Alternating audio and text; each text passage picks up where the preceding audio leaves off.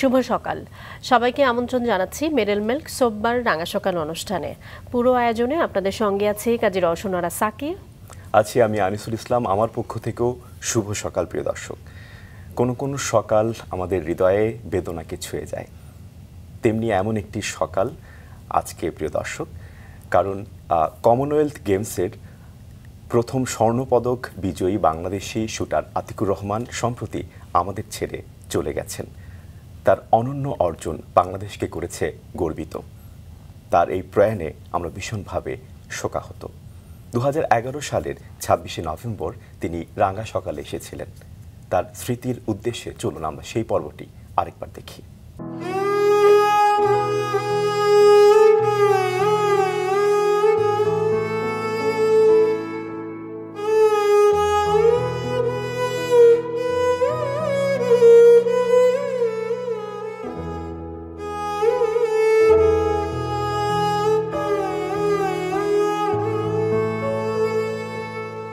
রাঙা সকালের আজকের অতিথি শুটার আতিকুর রহমান। প্রথম ঘন্টাতে আতিক ভাইকে আমরা ওয়েলকাম করতে পারি, স্বাগত জানাতে পারি। শুভ সকাল। শুভ সকাল। এবং একই সাথে রাঙা সকালও। আমরা সকালটাকে রাঙা করার জন্যই বসিত, তাই আমরা সম্বোধনটাকেই পরিবর্তন করে নিয়েছি। শুভ সকালের সাথে আমরা রাঙা সকালটাও যোগ করি। এবং একইভাবে ওর সাথে আমি একটু যোগ করতে চাই, সেটা হচ্ছে যে আমরা রাঙা মানুষদের এখানে পাই যারা তাদের জীবনটাকে তাদের কর্মের মধ্য দিয়ে রাঙিয়েছেন। আপনি তাদের মধ্যে আজকে একজন, সেই অর্থে আমাদের রাঙা সকাল পরিপূর্ণই রাঙা সকাল বলা যেতে পারে। তো আমরা একটু ফর্মালি আতিক ভাই সম্পর্কে একটু সবাইকে জানিয়ে দিই, তারপরে আমরা আলোচনায় ফিরি। আতিকুর রহমান বাংলাদেশি শুটার। তিনি কমনওয়েলথ স্বর্ণপদক বিজয়ী হয়ে বাংলাদেশের অন্য ইভেন্টের শুটারদের জন্য অনুপ্রেরণা হয়ে আছেন। 1990 সালে অকল্যান্ডে অনুষ্ঠিত কমনওয়েলথ গেমস এয়ার পিস্তলে স্বর্ণপদক আর ফ্রি পিস্তলে ব্রোঞ্জ পদক পান আতিক। দেশের পক্ষে এটাই ছিল কমনওয়েলথ গেমসে বাংলাদেশের প্রথম স্বর্ণপদক জয়। শুটিং শুরু করেন 1985 সালে। 1989 সালে প্রথম জাতীয় প্রতিযোগিতায় এয়ার পিস্তলে সোনা জেতার পর একটানা চ্যাম্পিয়ন ছিলেন 7 থেকে 8 বছর। তিনি প্রতিবারই দুটি বিষয়ে স্বর্ণপদক পেয়েছেন এবং প্রতিবারই নিজের করার রেকর্ড নিজেই ভেঙেছেন। 90 দশকের শুরুতে কমনওয়েলথ গেমস সহ সাব গেমসেও টানা স্বর্ণপদক জিতেছেন আতিকুর রহমান। 1999 সালে ব্যক্তিগত কারণে শুটিং থেকে অবসর নেন আতিক, তবে শুটিংয়ের প্রতি আগ্রহ এবং ভালোবাসায় আবার রেঞ্জে ফিরে আসেন 2007-এ। এবার এসেই আবার স্বর্ণপদক পান 2007 ও 2008-এ। তিনি 1995 সালে স্বাধীনতা পুরস্কার, 1999 সালে জাতীয় ক্রীড়া পুরস্কার পান। আতিক ভাই সম্পর্কে আমরা মোটামুটি ভালোই জেনেছি, কিন্তু সব ধরনের পুরস্কার উনি পেয়েছেন, সব ধরনের পুরস্কার পেয়েছেন। এবং আমার খুব আগ্রহ, যেটা আমরা একটু আগে বলছিলাম, যে এতগুলো গোল্ড মেডেল আপনি পেয়েছেন, না জানি কত স্বর্ণ আপনার কাছে? ওই আসল স্বর্ণ না, স্বর্ণ গোল্ড মেডেল যে স্পোর্টসে যেরকম আমাদেরকে মেডেল দেওয়া হয়, সেটাই স্পোর্টসম্যানের একটা সম্মান।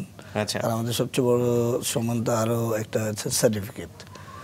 সেটাই আমরা সারা জীবন দেখাতে পারবো মানুষকে যে আমরা সার্টিফিকেট আছে কমনওয়েলথ গেমসে, এশিয়ান সাব গেমসে, এইগুলো নিঃসন্দেহে। আর আসলে একটু মজা করেই বলছিলাম এই কারণে যে গোল্ড মেডেল একটা পেলে তো ওটা রেখে দেওয়ার একটা ব্যবস্থা থাকে। মানে আমার ক্ষেত্রে যদি এটা এরকম হতো যে একটা রেখে বাকিগুলো একটা অদ্ভুত ঘটনা হয়েছে 1990-তে। আমাদেরই পাড়ার একজন বুড়ো বলছেন যে বাংলাদেশ সোনার পাচ্ছেন কীভাবে? তখন আমি বুঝতে পারলাম না, বলে যে ওরা তো এগুলোতে ওস্তাদ, এগুলো তো গোল্ড মেডেল নিয়েছে। আমি স্যারি কোথায় গোল্ড মেডেল শুটিংয়ে স্পোর্টসে, আর সেগুলো যে ঠেকায় আমি নিয়ে আসছি, এদের অবস্থা। ভাগ্যিস আজকে আপনার কাছে কোনো পিস্তল নেই, নইলে আমাদেরকে ভয় ভয় থাকতে হতো। না, আমাদের কারোর কাছে গোল্ডও নেই, কোনো সমস্যা নেই। আচ্ছা, আমরা ছোটবেলা থেকেই শুরু করি। আমরা যতদূর জানি যে বাবা একেবারেই আগ্রহ দিতেন না, উৎসাহ দিতেন না খেলাধুলার প্রতি। মা কি করতেন? মা খুব উৎসাহ দিতেন। আচ্ছা, আসলে মার কারণে আজকে আমি বলবো যে আমি এতটুক আজকে খুব লুকিয়ে লুকিয়ে শুটিং করতাম, পালিয়ে পালিয়ে আব্বুর থেকে পালিয়ে পালিয়ে শুটিং করতাম। কলেজের কথা বলে চলে যেতাম শুটিং রেঞ্জে, শুটিং করে একদম জাস্ট শুটিং, মানে আপনার কলেজ শেষ আর আমিও বাসায়, যে আমি পড়ালেখা করে আসছি, এই ধরনের অবস্থা। তো যা কোনো মতে ডিগ্রিটা নেওয়া হলো, বাট আর আগাতে পারলাম না। আম্মা এখানে আমাকে বললো, তুমি বাবা রাগ করো না, তুমি চালিয়ে যাও, হবে একদিন না একদিন হবে শুটিং। তো লাস্ট 1990-তে 4-5 বছর টানা শুটিং করার পরেই আসছে। তো আমি প্র্যাকটিসটা করেছি এরকম যে অলমোস্ট আমি 15 বছরকে 5 বছরে নিয়ে আসছি। আমি 3 বেলা প্র্যাকটিস করেছি। ওয়াও। 3 বেলা করার পরে আমি 90-তে 5 বছরে আমি মেডেল পেয়েছি ইন্টারন্যাশনাল লেভেলে। বাহ। আপনি শুধু শুটিং এর কথা বলছেন, শুটিং এর প্র্যাকটিসের কথা বলছেন, কিন্তু আমরা যেটা জানি আপনি ছোটবেলায় সব ধরনের খেলাই খেলতেন। তৃতীয় শ্রেণীতে যখন পড়তেন তখন আপনি ফুটবল খেলতেন, তাছাড়া ক্রিকেট, ব্যাডমিন্টন, সব ধরনের খেলা সাইক্লিংও করতেন। তো এত খেলায় একই সাথে ভালো পারফরমেন্স দেওয়াটা যথেষ্ট কঠিন ছিল না? না, অ্যাকচুয়ালি তখন তো এজ কম ছিল। ইনফ্যাক্ট আমরা স্কুলে আমার ফার্স্ট সার্টিফিকেট আসছে ক্লাস 3-তে, অ্যান্ড দেন আমাদের ক্লাসে আপনার স্কুলটি মানে ক্লাস ওয়াইজ একটা কম্পিটিশন হতো। আপনার বলেন টেবিল টেনিস বলেন, ক্যারাম বোর্ড বলেন, আপনার বাস্কেটবল বলেন, ফুটবল বলেন, যেই সব কিছু হতো। তার মধ্যে আমি স্কুল থেকে specially individually cycling, slow cycle রেসে আমি 2 বার সেকেন্ড হয়েছি, আর ক্যারাম বোর্ডে আমি একবার চ্যাম্প হয়েছি। স্লো সাইকেল রেস মানে হচ্ছে যত ধীরে চালাতে পারে, যত ধীরে। এটা কিন্তু বেশ কঠিন। হ্যাঁ, খুব কঠিন আসলে, দাঁড়ায় থাকাও দরকার ছিল। একবার ডিসকোয়ালিফাইড করে দিয়েছিল ডিউ টু জাস্ট চাকার পাম্প বলে কম ছিল, একটা টেকনিক্যাল ব্যাপার ছিল, আমরা তখন জানতাম না ইনফ্যাক্ট। তো এটার পরে মানে আমি ফুটবলেও খেলেছি, ফুটবলেও ক্লাস 9-এ আমরা চ্যাম্পিয়ন হয়েছিলাম। তো আমি ভাইস ক্যাপ্টেন ছিলাম। অ্যান্ড দেন স্কুল 9-এর পর থেকে স্লো সাইকেলের জায়গায় ফাস্ট সাইকেল রেস শুরু হলো। 9, 10 ম্যাট্রিক গেল, ইন্টারমিডিয়েট গেল, ডিগ্রি গেল, সবগুলোতে সাইক্লিং করে লাস্টলি ফাইনালি আসলাম শুটিং এ। সাইক্লিং আপনি 11 বার পুরস্কার পেয়েছেন। হ্যাঁ, তো তারপরে সাইক্লিংটাকে ক্যারিয়ার হিসেবে না ভেবে আপনি শুটিং এর প্রতি বেশি আগ্রহী হলেন হঠাৎ? ইনফ্যাক্ট আমি ঢাকা যখন ফার্স্ট জাতীয় শিশু প্রতিযোগিতা, হ্যাঁ শিশু প্রতিযোগিতায় আমি এসেছিলাম আপনার সাইক্লিং করার জন্য, তখন ফার্স্ট আমি 3rd হয়েছিলাম। অ্যান্ড দেন তারপর বিজয় দিবস, স্বাধীনতা দিবসে আমি কম্পিটিশন যখন সাইক্লিং করলাম, 2nd, 3rd, 1st এরকম চলছে। তো এর মধ্যে আমাদের যে বড় বড় গেস্টরা আসতেন, তারা আমাদেরকে বলতেন আমরা নেক্সট ইয়ার এখানে স্টেডিয়াম করে দিব সাইক্লিংয়ের। কারণ যেটা এই কথাটা বলার কারণ ছিল যে আমরা এই আপনার যে শিশু পার্কের ওদিকে আমরা রেসিং করতাম, তো ওখানে বেশ কয়েকবার অ্যাক্সিডেন্ট হয়েছিল। তো এমপি সাহেব বা মন্ত্রী সাহেব যেই আসতেন বলতেন যে আমরা নেক্সট ইয়ার আমরা স্টেডিয়াম করে দিব, আলাদা মাঠ করব। এভাবে 5 বছর গেল, দেখলাম যে কিছুই হলো না, আস্তে করে শুটিংয়ে চলে আসলাম। আমি একটু আবার ছোটবেলাতেই ফিরে যেতে চাই। আপনি যে ব্যাডমিন্টন খেলার কথা বলছিলেন, সাইক্লিং এর কথা বলছিলেন, বা অন্যান্য যে খেলাগুলোর কথা বলছিলেন, প্রত্যেকটাতেই আপনি চ্যাম্পিয়ন হয়েছেন বলা যেতে পারে। এই প্রত্যেকটা সেক্টরে একজন মানুষ কিভাবে চ্যাম্পিয়ন হতো, মানে এই স্ট্যামিনাটা কোত্থেকে আসতো? আর এই সাফল্যের রহস্যই বাকি। সাফল্যের রহস্য, আমি সকাল 4টা, 4:30টার দিকে উঠে এক্সারসাইজের জন্য দৌড়াতাম, মানে মাঠে চলে যেতাম, ফুটবল খেলতাম।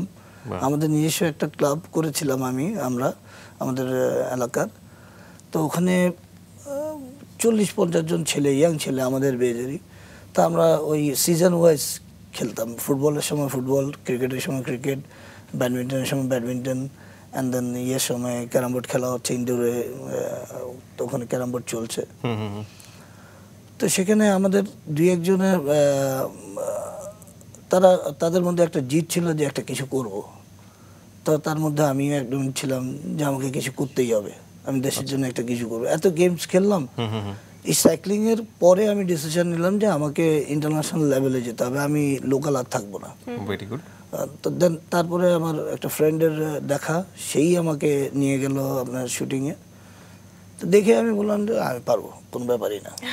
তখন আমি সাইক্লিং করতাম, তো আমার একটা ফ্রেন্ড ও শুটিং করতো, সে আমাকে বলে উঠলো যে আসো শুটিং করতে। সে শুটিং কি আবার, আমি সিনেমার শুটিংয়ের ব্যাপারে বলছে নাকি, সবার ধারণা তাই। তো বলে প্র্যাকটিস করতে করতে চলে আসে, সাইক্লিং প্র্যাকটিস করতে। তো আমি ওকে ফাইন, আস্তে আস্তে গেলাম প্র্যাকটিস করতে করতে। ইনফ্যাক্ট গিয়ে দেখি যে সবাই শুটিং করছে, বেশ মজা, পিস্তল টিস্তল, রাইফেল টাইফেল দেখে মোটামুটি এক্সাইটমেন্ট। দেখলাম পিস্তলের দিকে, রাইফেল দিকে যাওয়া হয়নি, পিস্তলের দিকে গেলাম, ছোট্টখাটো জিনিস। তো মারা দেখে আমি বললাম কোনো ব্যাপার নাকি, মারতে পারবো। তো ও রাইফেল করতো, রাইফেল শুটিং করতো।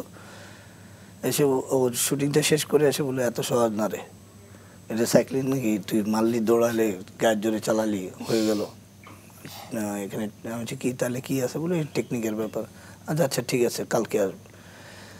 কালকে ও সে ঠিক করলো, আমাদের এক কর্মকর্তা ছিলেন জয়েন্ট সেক্রেটারি, উনি বললেন যে ঠিক আছে তুমি কালকে আসো, ও সিরিয়াসলি করবে তো? হ্যাঁ আচ্ছা তো ও করবে বললো। কালকে আর যাইনি, পরশু দিন তো যাওয়ার পরে শুরু করলাম। ফার্স্ট ডে আমাকে দেখা দেওয়া হলো যে এটা ফ্রন্ট সাইড, এটা রিয়ার সাইড, ট্রিগার এটা, গ্রিপ এটা, তো এইভাবে টানো।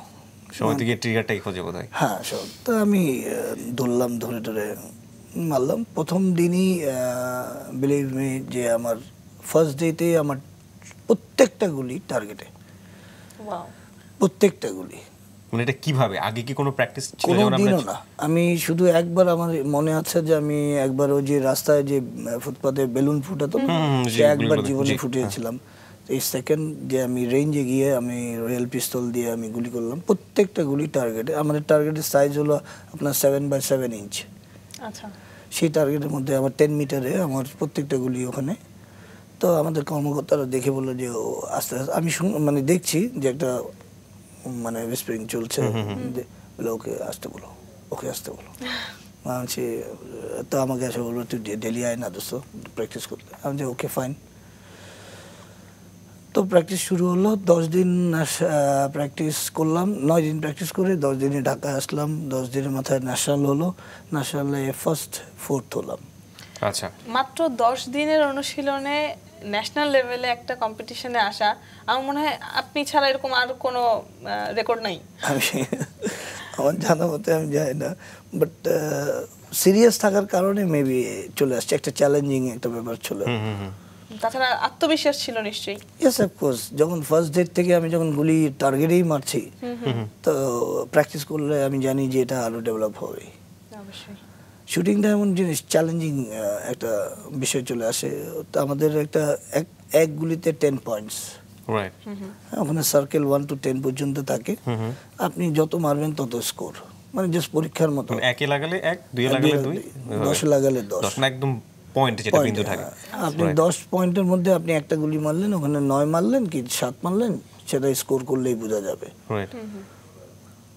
তো আমার টোটাল 600 এর মানে আমাদের পরীক্ষা হয় যেমন রেজাল্ট হয় কম্পিটিশনে, সেখানে আমি ফার্স্ট মারছিলাম 474, আমার এখনো খেয়াল আছে 4th হয়েছিলাম, বাট আমার স্কোর খুব লো ছিল। তো আমি আমার চাচাকে এসে বললাম, মানে যে আমাদের ক্লাবের যে সিনিয়র যারা ভেরি সিনিয়র, বললো চাচা আমি এটা মেরেছে। তো উনি আমাকে বলে এটা কোনো মারা হলো, আরো বেশি মারতে হবে। বেশ মোটা মানুষ, গলাটাও ভার করে বললেন। তো আমি ভাবলাম তাহলে স্কোর আরো বাড়াতে হয়। আচ্ছা, এই শুরু হলো আমার যুদ্ধ। এটা 1985 সাল থেকে প্রথম প্রতিযোগিতায় অংশগ্রহণ করা। এটা তো কোনো প্রাতিষ্ঠানিক প্রশিক্ষণ ছাড়াই? হ্যাঁ ছাড়াই। ইনফ্যাক্ট 85 এ কোনো প্রশিক্ষণ পাইনি, জাস্ট বলে দিয়েছে ফ্রন্ট সাইড এটা, রিয়ার সাইড এটা, টার্গেট এটা, ট্রিগার এটা, মারো এইভাবে মারো, পজিশন এইভাবে নাও। আমি মারা শুরু করে দিলাম। আতিক ভাই, আমরা 1985-এর প্রতিযোগিতাটার গল্প শুনলাম, আমরা সামনের দিকে এগোতে চাই। তখন আপনি প্রাতিষ্ঠানিক কোনো প্রশিক্ষণ ছাড়াই প্রতিযোগিতায় অংশ নিয়েছিলেন, তারপর ফিরে এসে প্রাতিষ্ঠানিক প্রশিক্ষণ শুরু হলো। হ্যাঁ, এই আপনার 85-এ আগস্টে লাকিলি চান্স পেয়ে গেছিলাম ইয়েতে, আপনার জন পিটার নামে অস্ট্রেলিয়ান একজন কোচ আসছিলেন। আমাদের কক্সবাজারে একটা ক্যাম্প হয়েছিল, ফ্যান্টাস্টিক ক্যাম্প, আমার জীবনের ফার্স্ট ক্যাম্প। তো ওখানে অনেক কিছু শুটিং সম্বন্ধে জানতে পারলাম, যে শুটিংটা কিভাবে এটাকে তোলা যায়, শুটিং ইমপ্রুভ কিভাবে করা যায়। সেটাতে মানে টেকনিকের ব্যাপার আছে, ট্যাকটিক্সের ব্যাপার আছে, আপনার মেডিটেশনের ব্যাপার আছে, সেগুলো সব কিছু জানতে পারলাম। সাইডটা কিভাবে দেখতে হয়, ট্রিগারটা কিভাবে টানতে হয়, তার গুলিগুলা গ্রুপিংটা ছোটো কিভাবে করতে হয়, সব কিছু জানার পরে এই শুরু হলো প্র্যাকটিস। এটা চলার পরে প্রায় 15-20 দিন চললো। অ্যান্ড দেন 86-এ আবার শুভপুরে আবার ক্যাম্প হলো এই জন পিটারের আন্ডারে। আবার 87-এ আবার জন পিটারকে নিয়ে আমরা আমাদের ন্যাশনাল শুটিং ফেডারেশনে, যেটা গুলশানে আছে, সেখানে হলো। 88-এ আসলেন কোরিয়ান কোচ কিম উইয়ান, উনি প্রফেসর ছিলেন শুটিংয়ের উপরে।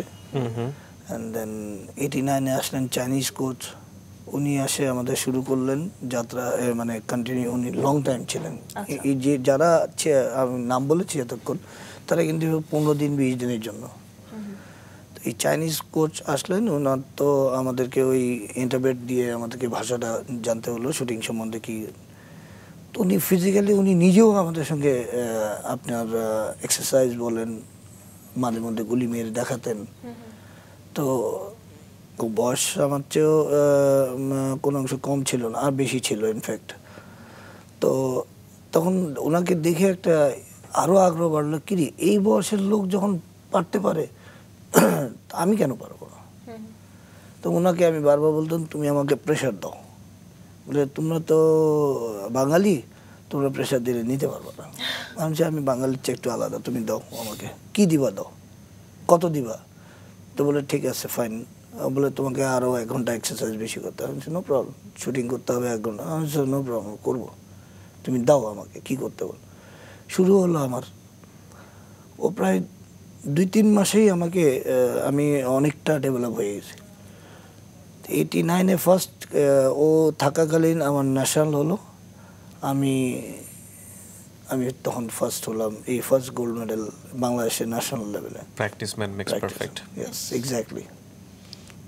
আপনার 85 থেকে 86 আমি ফোর্থ হলাম, 85-এ ফোর্থ, 85-এ থার্ড, আপনার 86-এ থার্ড, 87-এ আপনার সেকেন্ড, 88-এ সেকেন্ড, থার্ড, অ্যান্ড 89-এ ফার্স্ট অ্যান্ড সেকেন্ড। এরপরে যে শুরু হলো ফার্স্ট হওয়াটা, এটা একবার ধারাবাহিক। 90 থেকে আমার ফার্স্ট ন্যাশনালে গোল্ড মেডেল পেলাম আমি ফ্রি পিস্তলে, নট ইয়ার পিস্তলে।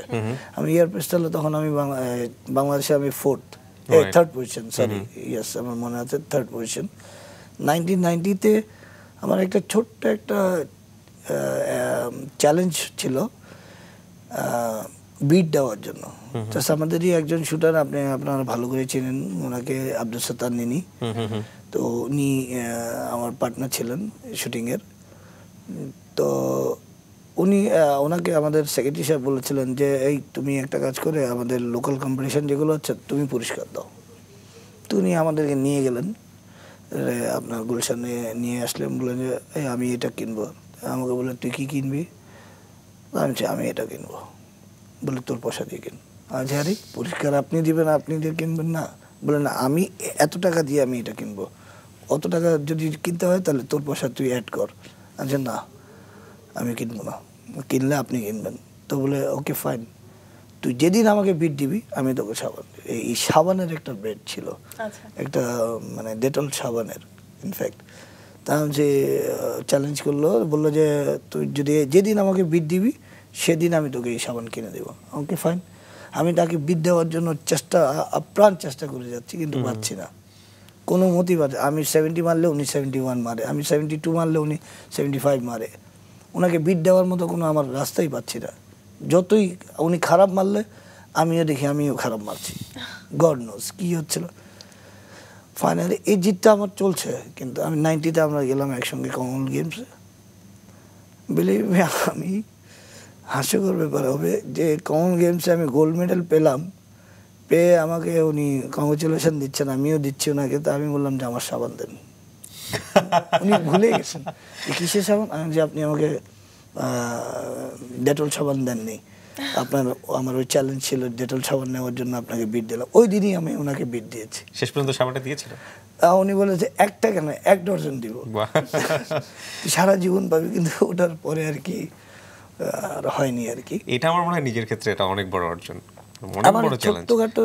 আমি আমার যে আমরা একটা প্রশ্ন করেছিলেন যে আপনার এখানে সিক্রেসিটি কি। আমার সবসময় আমি প্রতিযোগিতা করতাম, যে কোনো, আবার 1 টাকা হোক, একটা বার্গার হোক, একটা স্যান্ডউইচ হোক, এনিথিং। আমি জাস্ট একটা চ্যালেঞ্জ। কেউ বলতে আদিক ভাই এত মারলে আপনাকে বার্গার খাওয়াবি, দে মার চল। ঠিকই ওই বার্গার খাওয়ার জন্য বা স্যান্ডউইচ খাওয়ার জন্য আমি ওটা জিততামই। স্পোর্টি একটা স্পিরিট। এক্স্যাক্টলি। এইভাবে খাওয়া খেতে খেতে ওদের অবস্থা খারাপ করে দিয়েছিলাম। তারপর বললো যে 1 টাকা। আমি তো ওকে ফাইন 1 টাকা, 1 টাকাও ছাড়িনি। ওইভাবে আমার একটা চ্যালেঞ্জ ছিল যে কেউ চ্যালেঞ্জ যদি করে স্পোর্টসের দিকে ইনফ্যাক্ট আমার জেতার একটা খুব জিত থাকতো ভেতর থেকে, কীভাবে কেন গড গিফটেড একটা পাওয়ার আসতো জানি না। তো এভাবেই চলছে আর কি জীবনটা। জি নিঃসন্দেহে। আমার একটু জানার ইচ্ছে করছে স্পোর্টসের ক্ষেত্রে যে মানে এলিমেন্টসগুলো ব্যবহার করা হয়, পিস্তল কথা বলছেন আপনি, রাইফেলের কথাগুলো বলছেন, এগুলো কি আসলে ব্যবহারিক যে রাইফেল বা পিস্তলগুলো থাকে এগুলি নাকি স্পোর্টসের জন্য আলাদা? স্পোর্টসের জন্য ডিফারেন্ট, অনেক ডিফারেন্ট। আমাদের নর্মালি পিস্তলে যে ইয়ার পিস্তল যেটা আমি বলছি এটা নর্মালি পাওয়া যায় না। আচ্ছা, এটা স্পেশালি পিস্তলের জন্য, এক একটা পিস্তলের দাম 1.5 থেকে 2 লাখ টাকার উপরে। আচ্ছা আচ্ছা। আমরা শুটিং এর কথা শুনছিলাম, শুটিং মানে শব্দ হয়, মানে মারার সময় কি কোনো শব্দ হয়? হ্যাঁ, যথেষ্ট শব্দ হয়। আপনার আমাদের তো ইয়ার পিস্তলে মোটামুটি এখানেও এই সাউন্ডটা কভার না, আমরা সাধারণত সিনেমাতে যেটা দেখি যে মানে গুলি মারলো না বোম মারলো বোঝা যায় না, এরকম সেটাই আমিও মাঝে মধ্যে চিন্তা করি, ওদের গুলি শেষ হয় না, আমাদের একটা মানুষও মরে না একটা। হ্যাঁ সেটাই, মারলে মারতেই থাকছে, মানে মেশিন গানের মতো গুলি চলছে, আমাদের তো একটা মালা তারপরে আবার রিলোড করতে হয়। আচ্ছা, তো শুটিং এর শব্দের কথা কিবরিয়া বলছিল, আপনাদের বোধহয় কানে শব্দের নিয়ন্ত্রণের জন্য অনেকে ইউজ করি ইয়ার মাফ, ইয়ার প্লাগ, এগুলো ইউজ করি।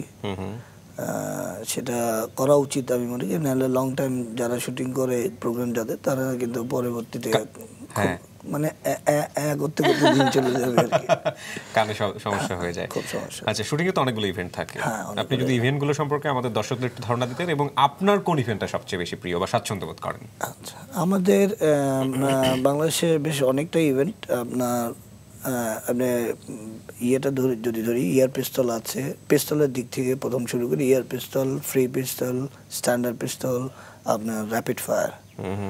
অ্যান্ড এটা সেম কেস আবার মেয়েদের ক্ষেত্রে যাবে, মেয়েরা এয়ার পিস্তল, ফ্রি পিস্তল মারবে না, তার স্ট্যান্ডার্ড পিস্তলের জায়গায় ওটা বলবে স্পোর্টস পিস্তল। আচ্ছা, এইটা গেল। এখন রাইফেলে আসলো, রাইফেলে আপনার 10 metre air rifle, 50 metre air rifle. আর 50 মিটার এয়ার রাইফেলের মধ্যে আপনার পজিশন আছে, 3 পজিশন, আপনার প্রোন, 3 পজিশন মিনস আপনার standing position, kneeling position, standing, prone position. Prone মানে শুয়ে মারতে হয়। আচ্ছা, তো এটা ছেলেদেরও ক্ষেত্রে আছে, মেয়েদের ক্ষেত্রে। আর একটা আমাদের যেটা আছে সাভারে, আমাদের এবার আমাদের প্রেসিডেন্ট সাহেব কারণেই সেটা একটা রেঞ্জ করা হয়েছে, মেজর জেনারেল আসাদুদ্দিনের কারণে, ক্লে পিজন রেঞ্জ।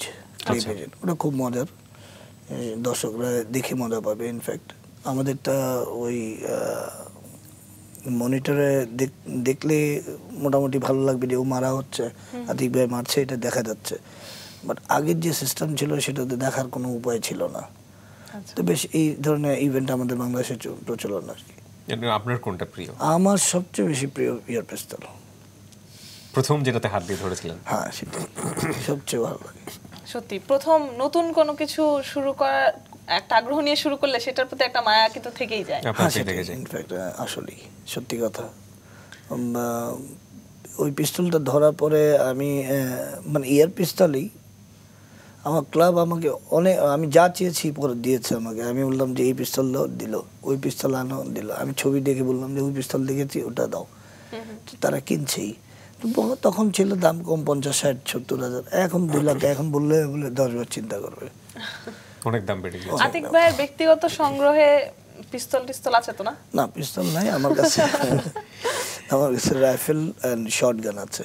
বাহ, ওটা নিশ্চয়ই আজকে সাথে করে নিয়ে এসেছি। আমরা অনুষ্ঠানে আগ মুহূর্তে আমরা প্র্যাকটিস করব, মাথার উপরে একটা আপেল রেখে আমরা সেটা প্র্যাকটিস করতে পারি। না, ওখানে এটা আনলে হবে না। এটা তো শটগান মিন্স বেশ বড় গুলি, ওটা ছড়ার মতো পড়বে গুলি, পুরো ওয়ালটা ছিদ্র হয়ে যাবে। তাহলে আমার মাথায় রাখার প্ল্যানটা তুমি বাদ দাও বড়। আপাতত বাদ দেই, কারণ দেয়ালটা খুবই জরুরি, আমাদের মাঝে মাঝে জরুরি হয়ে যায়।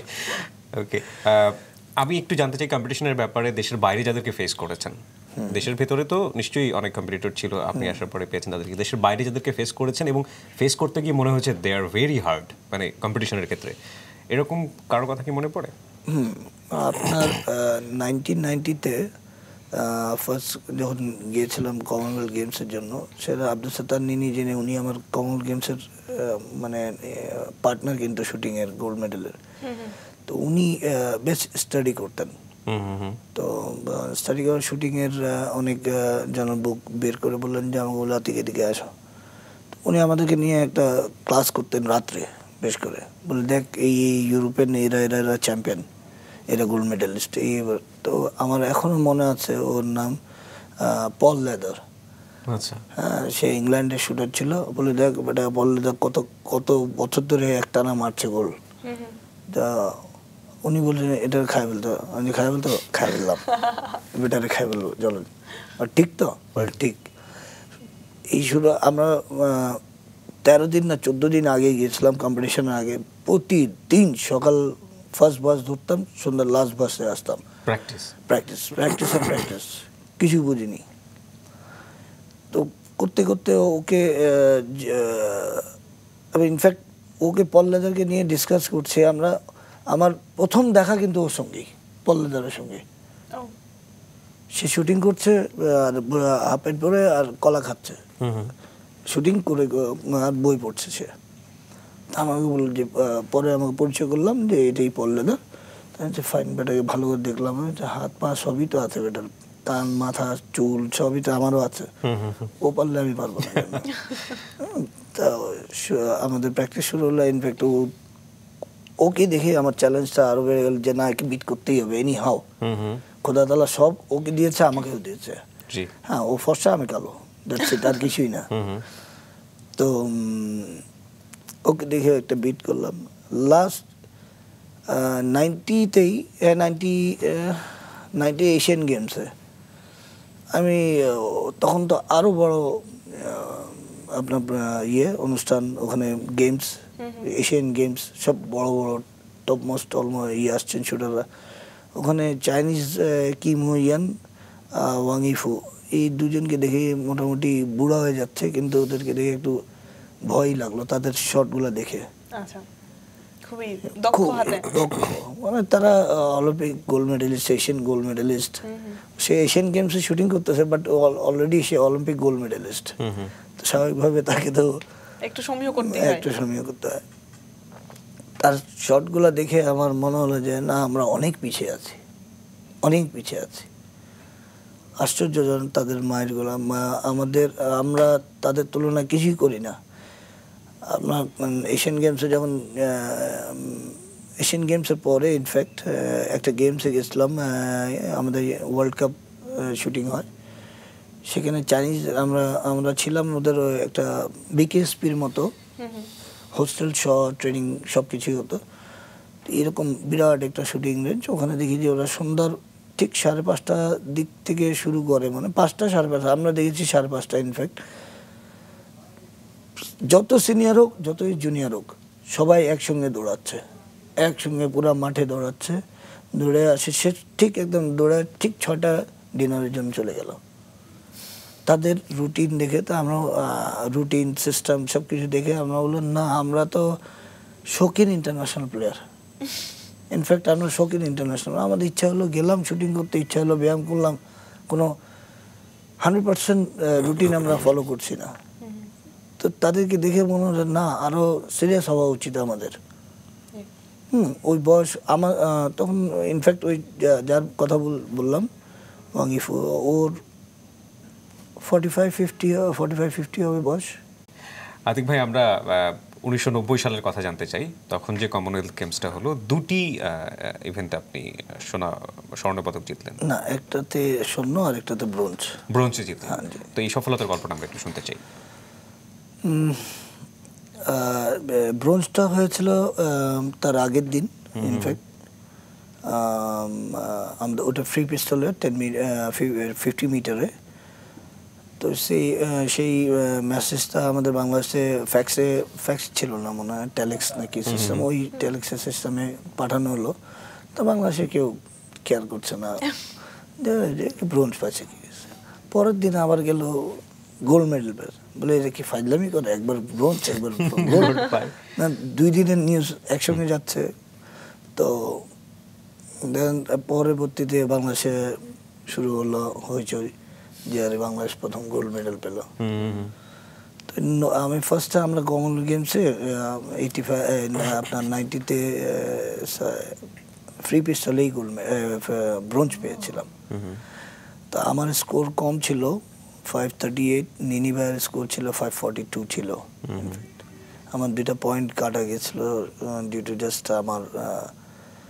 আমি গুলি একটা বেশি মেরে দিয়েছিলাম। ইনফ্যাক্ট আমাদের সিস্টেম যে গুলি একটা বেশি মারলে 2 পয়েন্ট কাটা। আচ্ছা আচ্ছা, 2 পয়েন্ট কাটা এবং বেস্ট 2 পয়েন্ট কাটা এবং বেস্ট শটটা কাটা যাবে। তো আমার ইনফ্যাক্ট পিস্তলটা ডিস্টার্ব করার কারণে আমি কাউন্ট করতে পারিনি, যে কোনো মিস্টেক হয়ে গেছে বা মারতে হয়েছিল।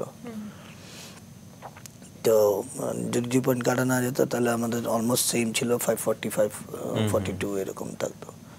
তো যাই হোক, আমরা টিমে আমরা ব্রোঞ্জ পেয়েছি, হ্যাপি। ফার্স্ট ইন্টারন্যাশনাল কম্পিটিশনে মেডেল পেলাম। আমাদের তখন কর্মকর্তারাও ছিলেন, অলিম্পিকের কর্মকর্তা ছিলেন আপনার জাফর ইমাম, উনি ছিলেন। উনি আমাদেরকে ক্যাশ মানি গিফট করলেন। ওই সময় তো বয়স কম, যা পেলাম তাই লাভ। তো তারপরের দিন বললেন যে সিরিয়াসলি কর তোরা। হ্যাঁ ঠিক আছে। তা আমরা শুরু করলাম। তারপরের দিন তো গোল্ড মেডেলটা সবাই শুনছে যে আমরা গোল্ড মেডেল পেয়েছি। এই গোল্ড মেডেল পেতে আমাদের অলমোস্ট 2 ঘন্টার মতো ওয়েট করতে হয়েছে। কেন? মানে প্রতিযোগিতার পর? পুরস্কার নয়, ডিক্লেয়ার করতে। কম্পিটিশন আমাদের শেষ, 2 ঘন্টা যুদ্ধ চলছে আমাদের ইংল্যান্ডের সঙ্গে আর বাংলাদেশের সঙ্গে। আমাদের দুইজনেরই স্কোর সেম হয়ে গেছিল, ইংল্যান্ড এবং বাংলাদেশের। আচ্ছা। তো আমাদের শুটিং এর টাই ব্রেকারের সিস্টেম নেই? ওই টাই ব্রেকারেই আমাদের প্রবলেম পড়লো। তো এটা নিয়ে ডিসকাস চলছে অনেক কিছু। এটা টাই ব্রেকারে একটা কথা আসছে, আমি একটা কথা, খুব মজার কথা এটা। আমি ওই 85টাই বাদ দিলাম, 86 থেকে 89 পর্যন্ত টাই ব্রেকারেই আমি সেকেন্ডকে থার্ড হচ্ছি, থার্ডকে ফোর্থ হচ্ছি, এইভাবে চলছিল। তো সেখানে আমাকে নিনি ভাই বলছে, তুই বেটা যেখানে গেছো সেখান থেকে টাই ব্রেকারের ইয়েটা নিয়ে আসছো। আচ্ছা, আমি টাই ব্রেকার এতদিন মার খেয়ে আমি ওস্তাদ হয়ে গেছি, এখন আজকে আমরা জিতবো, চিন্তা করে বলে জিতবো তো, ঠিক তো? টেনশন ওনার কাজ করছে, সবার কর্মকর্তাদের যারা আছেন সবারই কাজ করছে। জাফর ভাইয়ের যেটা মরম জাফর চাচা, উনিও মারা গেছেন। জালাল চাচা যে আমাদের সেক্রেটারি ছিলেন, উনিও মারা গেলেন।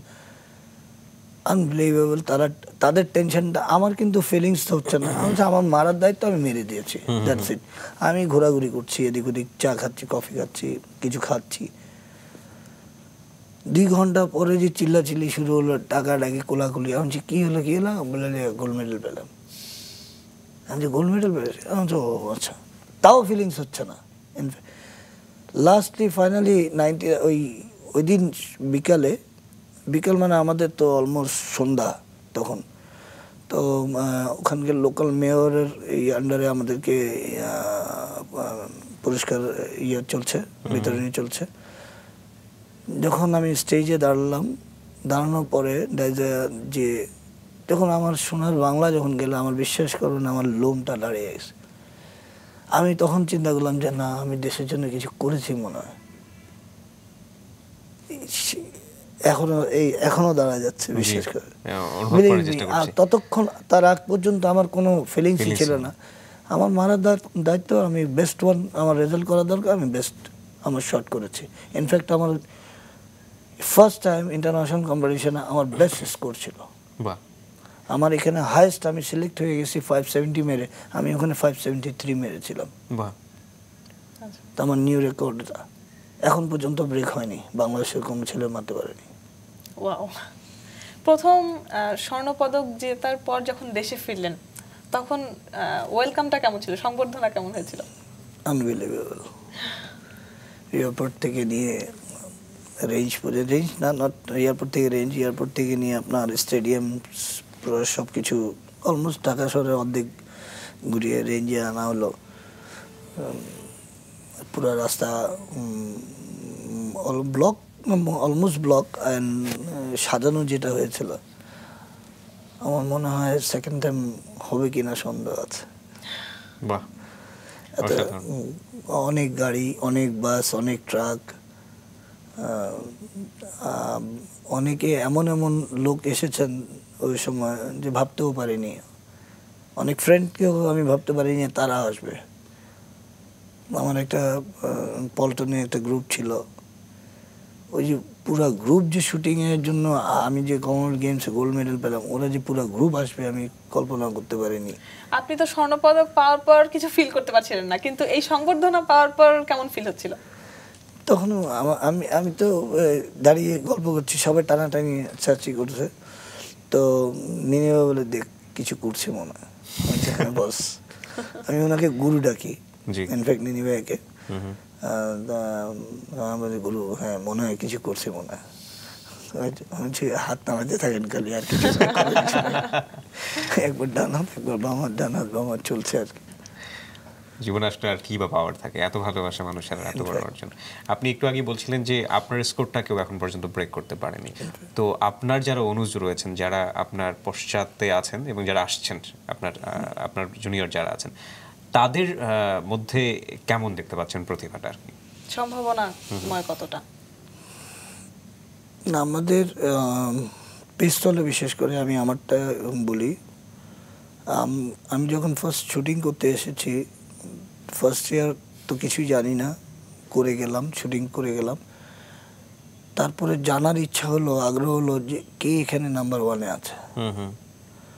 তা আমি ওই ফ্যামিলির কথা বলতেই হয় আমাকে, পিস্তলের ইভেন্টের, বিশেষ করে ইকবাল সাহেব, ওনার ফ্যামিলিতে ওনার ছেলে, ওনার ভাই, উনি, ওনার ছেলেরা সবাই, মানে অলমোস্ট 4-5 জন ওনারা ডোমিনেট করতেন।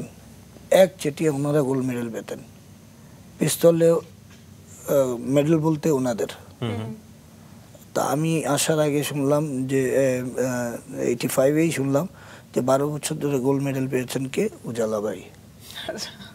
কে উনি, আমাকে দেখতে হবে। তা আমি দেখার পরে দেখলাম যে আসলে আমার চেয়ে বয়সে বড় অনেক। তখন ওনার তখনকার লোকরা সহজে শেখাতে চাইতেন না। তা আমি দেখে দেখে আমার যা শেখার ইচ্ছা, আমি দেখে দেখে যতটুকু জানতে পারি তার থেকে, ওটাই থেকে আমি আমার নিজের টেকনিক ব্যবহার করতাম। ইনফ্যাক্ট তো ওনাকে দেখার পর আমার ইচ্ছা হলো ওনাকে বিট দেওয়া। 4 বছর লেগেছিল ওনাকে বিট দিতে। 89-এ ফার্স্ট ওনাকে বিট দিলাম, এবং ওনার রেকর্ডটাই ব্রেক করেই বিট দিলাম। তো আমরা সিনিয়রকে ফলো করতাম, পিস্তলে আমাদের সিনিয়রকে ফলো করতাম। এখন রাইফেলরা সিনিয়রকে ফলো করে এত এগিয়ে গেছে, তারা ইন্টারন্যাশনাল লেভেলে চলে গেছে। আমি ওই যে 98-এ 99-এ যে আমি আপনি বলেছিলেন আপনার যে আমি রাগ করে বা ব্যক্তিগত কারণে আমি শুটিং ছেড়ে দিলাম,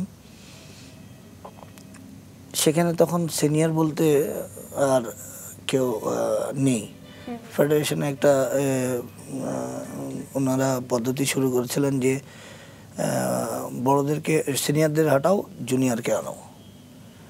তো সেই ক্ষেত্রে পিস্তল শুটাররা কেউ আর ফলো করতে পারেনি যে ইন্টারন্যাশনাল লেভেলে যাওয়ার জন্য কি করা উচিত, স্ট্যান্ডার্ডটা কি হওয়া উচিত, তারা ফলো করতে পারেনি। তো ইনফ্যাক্ট অনেক বছর হয়ে গেছে তাদের, 98 থেকে আপনার 2000 আজকে 11 চলছে, তো অলমোস্ট 14 বছর। ফেডারেশনের এরকম সিদ্ধান্তের কারণ কি ছিল? এটা তো কোনো গঠনমূলক সিদ্ধান্ত ছিল না। ফেডারেশনের এটা ওনাদের যারা কর্মকর্তারা ছিলেন তাদের একটা সিদ্ধান্ত ছিল। তো আমি বলতে চাই না, এখন নিজেও কর্মকর্তা ইনফ্যাক্ট।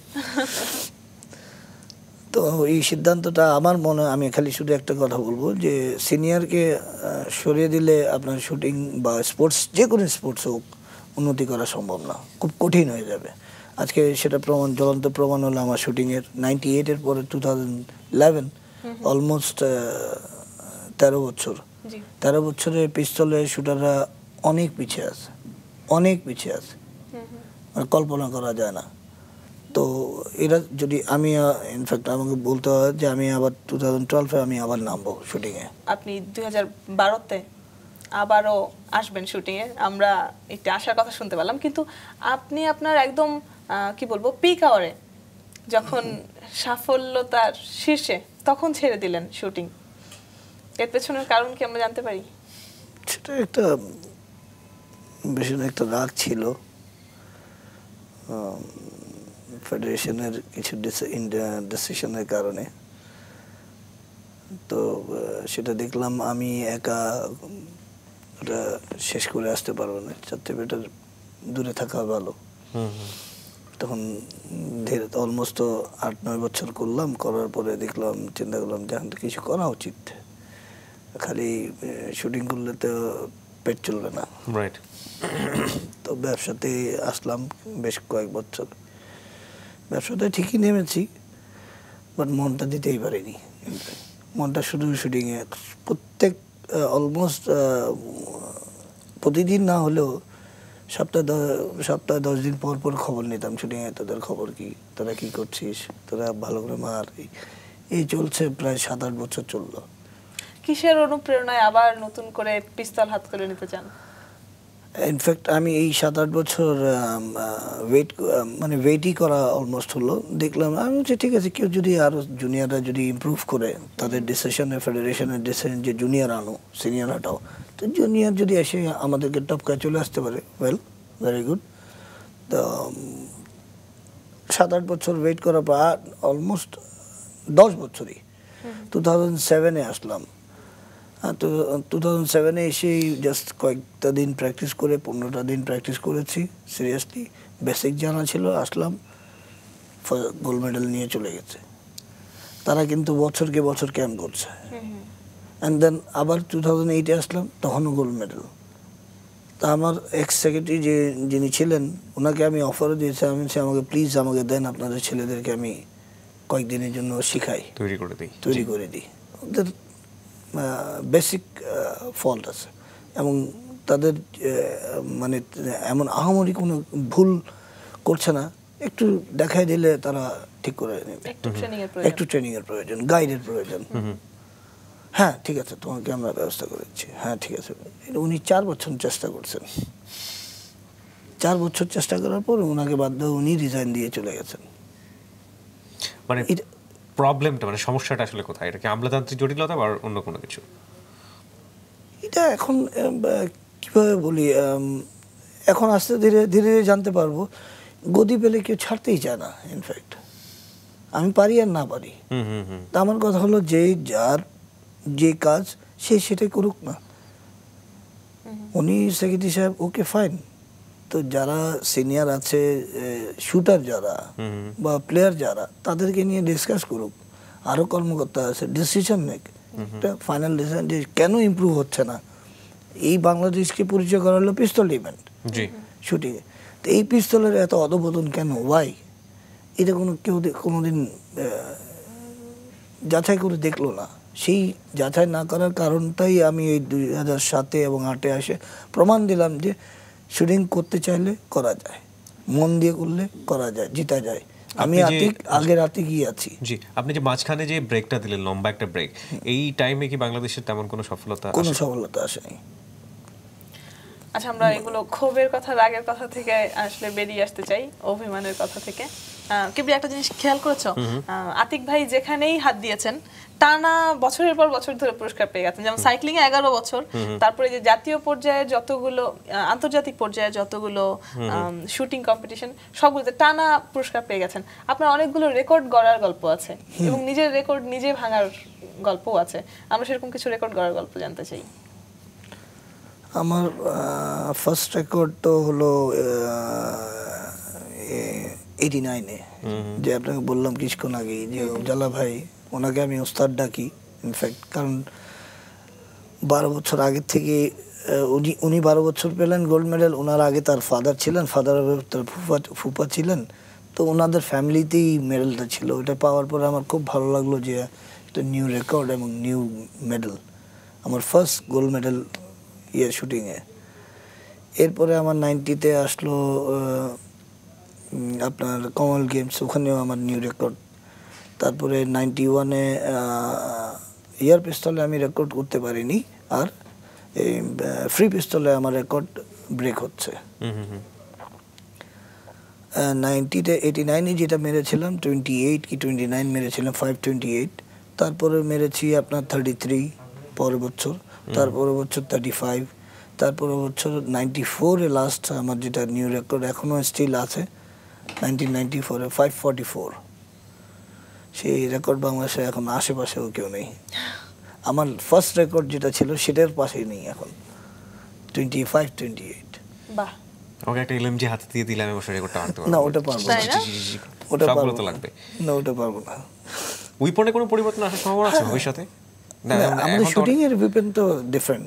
আচ্ছা, আপনি ফোর্সের বলেন আর এদের বলেন পুলিশদের বা যেটাই বলেন ওনাদেরটা ডিফারেন্ট, আমাদের মতো না। হ্যাঁ একটা ইভেন্ট শুধু ওনাদের সঙ্গে মিলে যে আপনার বললাম 25 মিটারে স্ট্যান্ডার্ড পিস্তল যেটা অলমোস্ট ওদের মতো। লাইভ ওদের মতো অলমোস্ট অ্যাকশন টাইপের। আমি একটু আবার সেই শুরুর দিকে যেতে চাই, ফ্যামিলির কথাই বলতে চাই। যখন আপনি খেলাধুলোতে আসলেন সেই শিশুকালে, তখন কারোরই কোনো উৎসাহ ছিল না, ইভেন মা আপনাকে কিছুটা উৎসাহ দিতেন। তো যখন আপনি সাকসেস করা শুরু করলেন, মানে একের পর এক সাকসেস আসতেই থাকলো, তখন ফ্যামিলির অ্যাটিটিউডটা কেমন ছিল? বিশেষ করে বাবা যিনি খেলাধুলায় একদমই আগ্রহী ছিলেন পছন্দ না। করতেন। ওনার একটাই কথা যে আমার এগুলো কে দেখবে, আমি ছেলে, আমি তো একমাত্র ছেলে। তো ইনফ্যাক্ট উনি বলতেন যে বাবা তুমি শুটিং করলা ঠিক আছে, করা হলো তো, মেডেল পাইলে তো, চলো এখন ব্যবসায় বসো, দেখো এটা। ওনার ব্যবসায়ী মানুষের ব্যবসায়ী চিন্তা। তো ফ্যামিলিতে আমার এমন একটা অ্যাটিটিউড হয়ে গেছিলো, তাদের চিন্তা ভাবনা। আমার বোন বিশেষ করে, আমার মাসাল্লাহ 5টা বোন আছে, ওরা আমি ঢাকা থেকে গেলেই ওরা আমার ব্যাগ খোলার সঙ্গে সঙ্গে বলতো মেডেলটা দাও। ওরা নিউজ নিশ্চিত ছিল তারা? হ্যাঁ নিশ্চিত, 100% নিশ্চিত ছিল যে তারা আমি একটা মেডেল ছাড়া আসবো না। আমার লাইফে ফার্স্ট টাইম আমি মেডেল পাইনি যেটা 1985-এ, নাহলে আমার ফার্স্ট সেকেন্ড থার্ড মেডেল আছেই। চমৎকার। আপনার এই চমৎকার খেলোয়াড় জীবন দেখার পর কেউ ইন্সপায়ার্ড হয়নি আপনার পরিবারে বা আত্মীয় স্বজনের মধ্যে খেলাধুলায় অংশগ্রহণ করতে? হ্যাঁ বেশ কয়েকজন এসে আবার রিটায়ার মানে খেলা বলেছে মামারই কিছু হয়নি, ভাগনারা ইনফ্যাক্ট ভাগিনারা, যে মামার কিছু হয়নি তো আমাদের কি হবে। তো এখনো স্টিল একজন আছে, চেষ্টা করে যাচ্ছে, সে ক্রিকেটে খেলে, নাইম নাম, ঢাকায় থাকে, চেষ্টা করছে ন্যাশনাল টিমে ঢুকার, বাট চান্স নাই আর কি, এরকম অবস্থা। তো একজনই ন্যাশনাল লেভেলে আসছে আর কি। পরিবারে খেলোয়াড় তৈরি হচ্ছে কিনা, তো শুটিং এর দিকে কারো কোনো আগ্রহ তৈরি হয়নি এখন পর্যন্ত এতগুলো পুরস্কার পাওয়ার পরও, দেখার পরও? কিন্তু একটা ব্যাপার, আপনার বাবা যেমন আপনাকে উৎসাহ দিতেন না, যদি আপনার পরিবারের ছোটরা যারা তারা ভবিষ্যতে শুটিং এ আগ্রহী হয়, আপনি কেমন ভাবে সহযোগিতা করবেন তাদেরকে? আমিও তেমন করবো না। করবেন না? আপনি কি হতাশ শুটিং এর ব্যাপারে? স্বাভাবিকভাবে এটা কিন্তু শুটিং এর প্রতি তো আপনার একটা ভালোবাসা আছে। আমার ভালোবাসা আছে, আমার যা হয়েছে হোক, আর ফিউচার কারণ নষ্ট করতে চাই না। মানে কেন, এক্সপ্লানেশনটা আসলে কি, ব্যাখ্যাটা কি? আমাদের আপনি দেখেন ফুটবল বা ক্রিকেট খেলেন, বয়স হয়ে গেলেও তাদের একটা সিস্টেমের মধ্যে পড়ে যায়, চাকরি বা ব্যবসা যেটাই করো। আমাদের বয়স হয়ে গেলে শেষ। আমি শুটিংয়ের তো কমপ্লিটলি মেন্টাল গেম, 100%। আমাদের মেন্টালটাই তো সেট হয়ে যায় ওখানে, শুটিং ছাড়া কিছুই বোঝা যায় না। না ব্যবসা করতে ভালো লাগে, না চাকরি করতে ভালো লাগে, কোনোটাই না। সারাদিন খালি শুটিং নিয়ে, এটা করলে এটা মনে হয়, এটা ওই সময় এটা করলে ভালো হতো, এই ধরনের জল্পনা কল্পনা সবসময় থাকে। 90% আমাদের ডিপেন্ড করতে হয় মেন্টালের উপরে। তো অলমোস্ট অ্যাডিক্টেডের মতো শুটিংটা। তো আমি চাইবো না যে এই দেশের মানে সিস্টেমটা চেঞ্জ হোক, যে হ্যাঁ ক্রিকেটের মতো ফুটবলের মতো বা একটা কিছু হচ্ছে, তাহলে মেবি আমিও আমার ছেলে মেয়েকে শেখাবো। মানে ব্যাপারটা কি আসলে কি জনপ্রিয়তার দিক থেকে নাকি পৃষ্ঠপোষকতা? দুটোই, জনপ্রিয়তা নাই, পৃষ্ঠপোষকতা নাই, কোনোটাই নেই। হ্যাঁ, আমাদের ক্রীড়া অঙ্গনে আসলে শুটিং নিয়ে তোলপাড় হয়েছে এমন কখনো শোনা যায়নি। শোনা যায়, বাট সবচেয়ে বেশি মেডেল আপনার শুটিং থেকেই আসছে, ইনফ্যাক্ট আরও আসবে। এখন যে বিপদে আছি আমরা, ফেডারেশন যে বিপদে আছে, অ্যাজ এ কর্মকর্তা হিসেবে বলছি, কি উদ্দেশ্যে কেস করা হলো, কার উদ্দেশ্যে করা হলো জানি না, বাট ফেডারেশন দেশ বঞ্চিত হচ্ছে। আমাদের ফেডারেশনের টোটাল ইনকাম বন্ধ হয়ে গেছে ডিউ টু জাস্ট একটা কেসের কারণে। আমাদের প্রেসিডেন্ট সাহেব অনেক চেষ্টা করছেন, আসাদুদ্দিন সাহেব জানান, ওই কেসটা উইথড্র করার জন্য, কিন্তু কোনো মতেই এটা কিসের কেস? এটা কেসটা হলো দুইটাই কেস। একটা হলো আমাদের মেম্বারশিপের আমরা অবৈধভাবে এসেছি, আর একটা হলো কেস হলো আমাদের একটা দেখেছেন ওখানে একটা কমিউনিটি সেন্টার ছিল আমাদের ফেডারেশনের, এটা শুটারদের একটা ইনকামের একটা রাস্তা ছিল শুটারদেরকে চালানোর জন্য। আমাদের প্রচুর খরচ ইনফ্যাক্ট। তো ওটা 8-9 বছর চললো, তো প্রায় অলমোস্ট 1,20 লাখ টাকা ইনকাম ছিল। তো ওখান থেকে 40,000 খরচ দেখাতেন আগের কর্মকর্তারা, 9 বছর চালিয়েছেন তারা। আমরা যখন আসলাম এটা হয়ে গেল অবৈধ, আমরাও অবৈধ, ইলেকশন করে আসছি সেটাও অবৈধ বললেন আগের কমিটির লোকজন, এবং যে আমাদের কমিউনিটি সেন্টার যেটা চলছিল সেটাও অবৈধ। আমরা ওটাকে কমিউনিটি সেন্টার বন্ধ করে শপিং মল করার ডিসিশন নিয়েছি, সব কিছু লিগ্যাল ওয়াইজ পেপারে ডিক্লারেশন করে। সেটা বললো যে না, শুটিং ফেডারেশনে এটা শুটিংয়ের জন্য ব্যবহৃত মানে বরাদ্দ করা আছে, এটা আপনার শপিং মল করা যাবে না ইনফ্যাক্ট। তো এটাতে কেসে আমরা পড়ে আছি, চলছে, আমাদের ইনকাম টোটালি বন্ধ। আতিক ভাই বলছিলেন জনপ্রিয়তার অভাব রয়েছে, পৃষ্ঠপোষকতার অভাব রয়েছে। জনপ্রিয়তার অভাবের পেছনে কি কারণ বলে আপনি মনে করেন? খেলাটা এক্সপেন্সিভ, মানুষ আসতে চায় না, অংশগ্রহণ করতে চায় না, এগুলো? আমাদের শুটিংটা তো মুহূর্তে মুহূর্তে পয়সা খরচ, একটা গুলি মারলাম টাকা শেষ, এখানে টাকা গুলিও শেষ, একটা গুলিতে একবার ব্যবহার করা যায়, এবং টার্গেট যেটা মারছি সেটাও একবার ব্যবহার করা না, 2-4 করলাম ওই টার্গেটটা, বাট ওখানে ওই টার্গেটের পেপারের দাম বেশি। এখন তো দিন দিন বাড়ছে আরও, আগে 50-60 হাজার টাকা দিয়ে পিস্তল পাওয়া যেত, এখন 2 লাখ টাকা। রাইফেল আগে 60-70 হাজার টাকা দিয়ে পাওয়া যায়, এখন 2.5-3 লাখ 3.5 লাখ টাকা দাম। আগে গুলি আমরা পেতাম 10 পয়সা 5 পয়সা আপনার ইয়ার পিলেটস, এখন এক একটা 2.5 টাকা।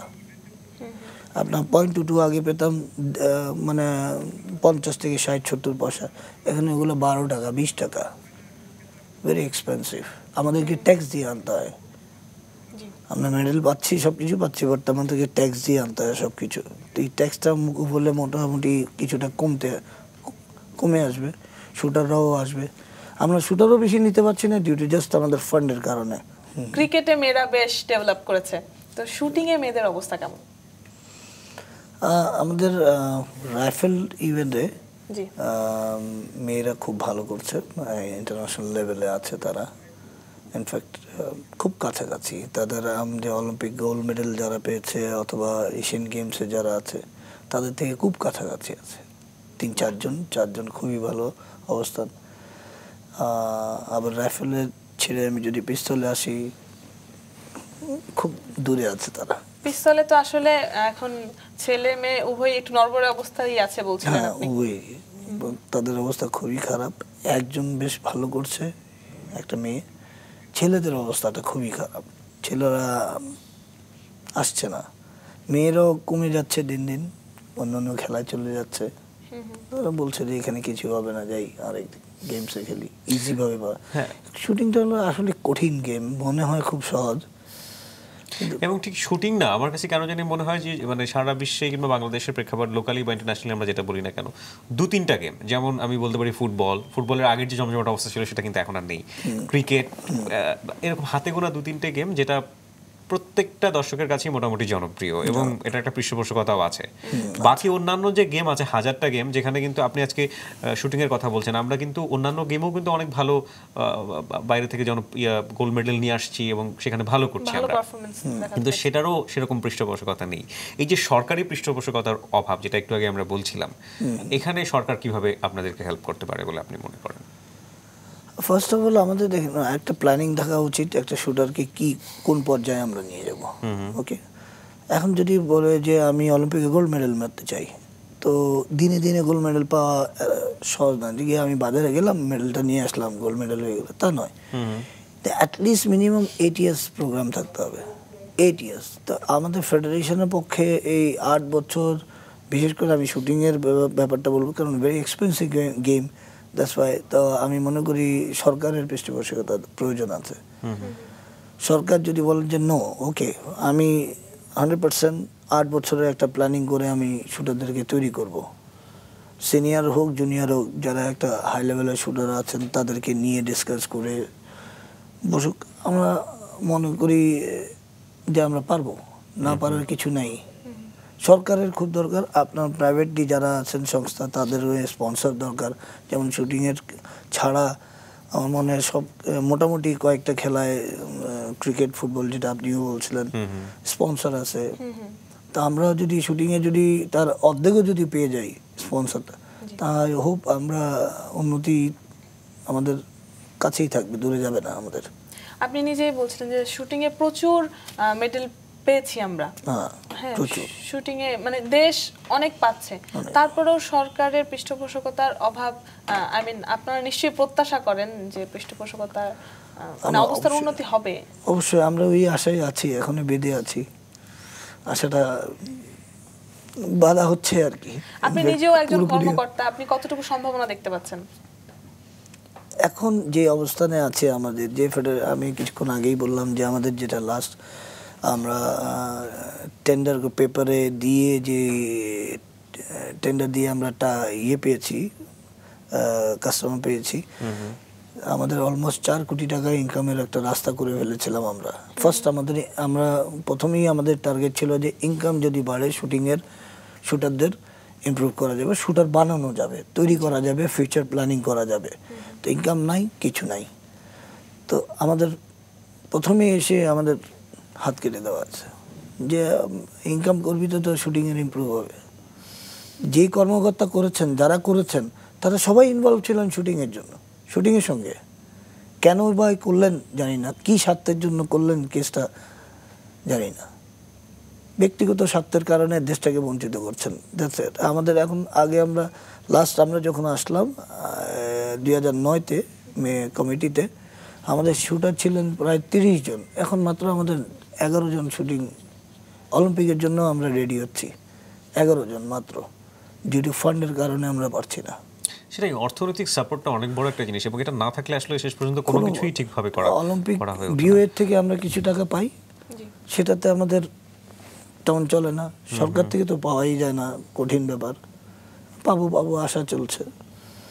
তো এটা যদি পাওয়া শুরু হয়, আমাদের এই কেসটাই চলে যাক, আমাদের কারো দরকার নেই। আমাদের কেসটা উইথড্র হয়ে যাক, আমাদের ইনকাম বেড়ে যাক, দেখেন আমরা শুটার কীভাবে তৈরি করি। আমাদের 2016-তে আমাদের টার্গেট আছে। ইনফ্যাক্ট 2016-তে আমাদের অলিম্পিকের 12-তেই ছিল আমাদের। তো আমরা তো 2 বছর ধরে আজকে কেসে ঝুলছি অলমোস্ট। আচ্ছা, আমরাও আশা করছি 2016-র মধ্যে সবকিছু আবার আগের জায়গায় ফিরে আসবে। হ্যাঁ, ফর্মে ফিরে আসবে এবং সব সমস্যার সমাধানও হয়ে যাবে আশা করছি। হতেই হবে, কারণ এটা একটা জাতীয় সমস্যা। যারা আসছেন, সেই পূর্বের প্রসঙ্গে ফিরে যাব, অনুজ যারা আছেন, যারা আপনাদেরকে অনুসরণ করছেন, ইয়াংস্টার যারা, তো তাদের ক্ষেত্রে আপনার সাজেশনটা কি করা উচিত বলে আপনি মনে করেন? তাদের আমার কথা হলো, আপনি যে ফার্স্ট অফ অল আমি বলবো, আপনি যদি আসেন শুটিং করতেই 100% এফোর্ট দেন। যে আপনি যদি মনে করেন যে আমাকে দেশ কিছু দিবে তাহলে আমি করব, বা আমার ফেডারেশন আমাকে কিছু দিবে তখন আমি করব, আমার ক্লাব দিবে আমাকে তখন আমি শুরু করব, তাহলে ওই প্রয়োজন নেই আসা, ওই শুটার হওয়ার দরকার নেই। আমি ফ্যাশনেবল শুটার বানাতে তৈরি করতে রাজি না। আমি 100% প্রফেশনাল বলতে আমি 100% ইন্টারন্যাশনাল স্ট্যান্ডার্ডে শুটার যদি হতে চায় তাহলে সে শুটিং করুক। আমাদের ফেডারেশনের পক্ষ থেকে বা আমি আমার পক্ষ থেকে বলবো যে আমি সারা জীবন তাদের সঙ্গে আছি। আতিক ভাই, তাদের বেসিক প্রিপারেশনের ব্যাপারেও কিছু সাজেশন দিন। ফিজিক্যাল ফিটনেস, হ্যাঁ, আমাদের মেন্টাল স্ট্রেংথ। আমরা দেখেন আমাদের শুটিংয়ে যেমন আমরা কোচ নিয়ে পাগলাম চিলাচিলি করি, পেপারে আসে অলমোস্ট। তো কোচ তো অনেক ধরনেরই হয়, আপনার ফিজিক্যাল, মেন্টাল, হ্যাঁ, তারপরে থেরাপিস্ট, ফিজিওথেরাপিস্ট, কনসালটেন্ট, সবই দরকার। তো আমাদের দেশে শুধু কোচ নিয়ে চিন্তা করা হয়। তো আমাদের ফিজিক্যাল ট্রেনার যারা আছেন তাদেরকে দিয়ে আমরা ট্রেনিং করাতে পারি না, ডিউ টু ওই আবার বলতে হয় ফান্ড। ফিজিক্যাল ট্রেনার দিয়ে ট্রেনিং করালে আমি পজিটিভলি আপনি যা করা প্রয়োজন সেটাই হবে। আমার মাসেল কোথায় ডেভেলপ করতে হবে সেটা করতে হবে, সে জানবে। আমি যদি একটা কর্মকর্তাকে বলি এই যাও তুমি করাও, তো সেটা সম্ভব না। ইনফ্যাক্ট ও শুটারের বা প্লেয়ারের উন্নতি হবে না। আর একটা হলো মেন্টাল মেডিটেশন ব্যাপার। মেডিটেশনের কোর্স করাতে হবে তাদেরকে। আমরা টোটাল 100% ডিপেন্ড করি আপনার মেন্টালের উপরে, 90% ডিপেন্ড করি শুটিং মেন্টাল। ভীষণ কনসেন্ট্রেট। আপনি 1000 ভাগের 1 ভাগও যদি আপনি কনসেন্ট্রেশন, আপনি ট্রিগার স্কুইজ করার সময় যদি আপনি চিন্তা করেন আরেকটা 1000 ভাগের 1 ভাগও, সেই গুলি কোনোদিন 10-এ যাবে না, পরীক্ষিত কোনোদিন যাবে না। তো আমাদেরকে কিভাবে থাকতে হয় সেটা বুঝে নিই আপনারা। অ্যান্ড দেন আসে আপনার মেডিটেশনের ব্যাপার, তারপরে আসে আপনার কনসালটেন্ট, এই আপনার ফিজিওথেরাপিস্ট, এসব প্রত্যেকটা লোকের সেক্টরের আমার প্রয়োজন, কিন্তু আমরা সম্ভব হয়ে উঠছি না। আতিক ভাই, আমরা পৃষ্ঠপোষকতা নিয়ে কথাবার্তা বললাম, এবারে আপনার অভিজ্ঞতার কথা জানতে চাইবো, ব্যক্তিগত অভিজ্ঞতা। দেশ বিদেশে অনেক জায়গায় গিয়েছেন শুটিং এর জন্য, অনেক মজার মজার অভিজ্ঞতাও নিশ্চয়ই রয়েছে আপনার ঝুলিতে।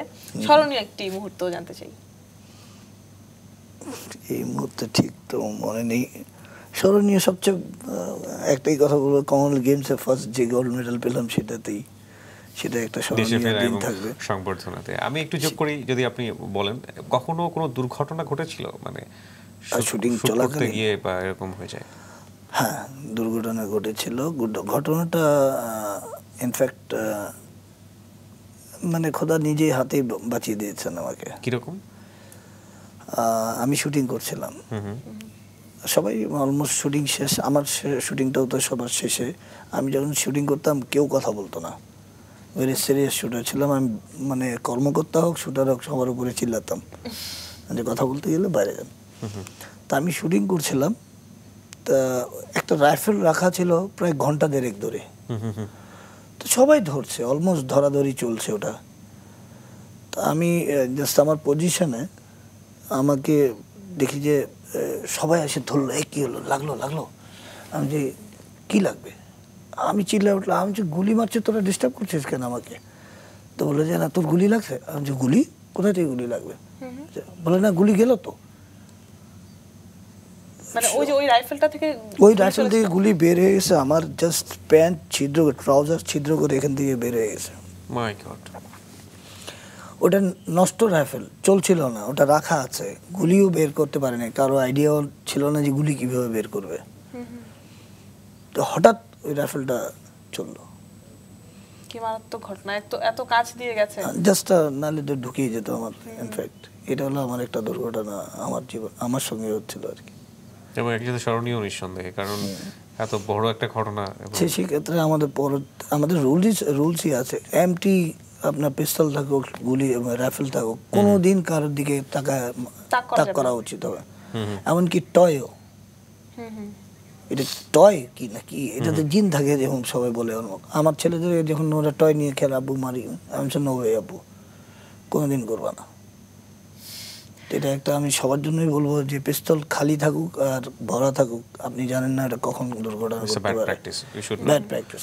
ইনফ্যাক্ট আমেরিকায় যে আমেরিকান বেস্ট পিস্তল শুটার যে ছিল গোল্ড মেডেলে, সে মারা গেছে তার দুষ্টামির কারণে। আমাদের টিমের সামনে মারা গেছে, আমাদের টিম যখন আমেরিকা ছিল তখন মারা গেছে। বলে দেখো পিস্তল কিনতে দেখাতে নিয়ে গেছে, গুলি ছিল আর দাঁড়াম শেষ। আমরা একেবারে অনুষ্ঠানের শেষের দিকে চলে এসেছি। আতিক ভাই, আমরা আপনার ফিউচার প্ল্যান জানবো, আপনি ভবিষ্যতে কি করতে চান, খুব ছোট্ট করে। আমি ফিউচারে, আমি তো ব্যবসায়ী এখন জড়িত, আমি চাইবো যে শুটিংয়ের সঙ্গেও জড়িত থাকি এবং আমার পিস্তল শুটাররা যেন আরও উন্নতি করুক। প্রয়োজন বোধে আমি মাঠে নামবো, বছর 2-এর জন্য নামবো, তারা ভালো করুক। আমি আর একজন কর্মকর্তা হিসেবে ফেডারেশনের ভবিষ্যৎ সম্পর্কে আপনার কোনো ইচ্ছা আছে? আই হোপ আমরা এখন যারা অনেক শুটার চলে আসছি, আমরা আমার মতো আরো কয়েকজন শুটার আসছেন, আমাদের রিপ্রেজেন্ট সাবি আমাদেরকে নিয়ে আসছেন যে শুটারদেরকে আনো। এক শুটার যারা ছিলেন তাদেরকে এনে আমাকে ট্রেনিং কমিটিতে রাখা হয়েছে এবং যারা শুটাররা যারা ছিলেন সবাই ট্রেনিং কমিটিতে আছে। তা আমরা প্ল্যানিং নতুনভাবে তৈরি করছি, যেটা মাস্টার প্ল্যান বলে। আমরা অ্যাটলিস্ট 5 বছর 6 বছরের একটা প্ল্যান করছি, সেভাবে আগানোর একটা প্ল্যানিং আছে আমাদের। চমৎকার, অনেক ধন্যবাদ আতিক ভাই আমাদের সাথে সময় দেওয়ার জন্য। অনেক কিছু জানলাম আমরা শুটিং সম্পর্কে। শেষ পর্যায়ে আমাদের মাছরাঙার দর্শকদের যদি আপনি কিছু বলতে চান। মাছরাঙা দর্শকদের জন্য বলবো, যারাই শুটিং করতে চায় আসুক, আমাদের ফেডারেশনে ক্লাব অনেকগুলোই আছে, 63 ক্লাব আছে। শুটিংয়ে ভর্তি হোক, আমরা দেশের জন্য কিছু করি সবাই মিলে, ছেলে হোক মেয়ে হোক সেই যেই হোক। আর এবং মাছরাঙাকে অসম্ভব ধন্যবাদ জানাবো যে আমার আজকে 26 বছরের অভিজ্ঞতা এভাবে আমি খুলে দর্শকদেরকে জানাতে পারলাম। আতিক ভাই অনেক অনেক ধন্যবাদ, আমরাও জানতে পেরেছি আপনার কাছ থেকে। অতিথি চলো বাড়ি যাই এবার। হ্যাঁ, আমাদের রাঙা সকালের আজকের আয়োজন এখানেই শেষ হচ্ছে। আগামীকালকে রাঙা সকালের নানা আয়োজন দেখারও আমন্ত্রণ রইল। সেই পর্যন্ত মাছরাঙার সাথেই থাকুন। শুভ সকাল। রাঙা সকাল।